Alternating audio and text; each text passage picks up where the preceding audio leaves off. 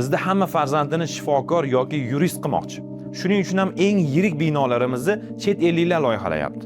Buni sababi oddiy. Bizda kuchli mutaxassis kam. Yaxshi injener, yaxshi arxitektorga talab yillardan beri katta, lekin kadr yetarli emas. Va buni ildizi bolalikda deb o'ylayman.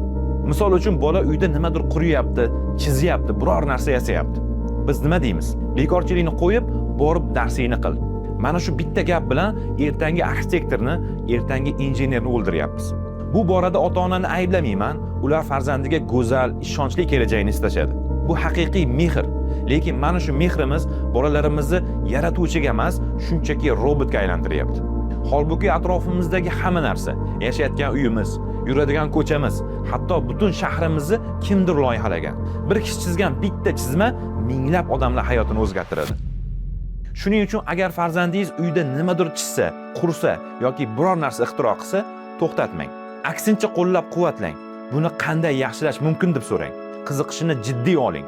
To'g'ri yo'nalish bering. Bahosi uchun emas, yaratgani uchun maqtang.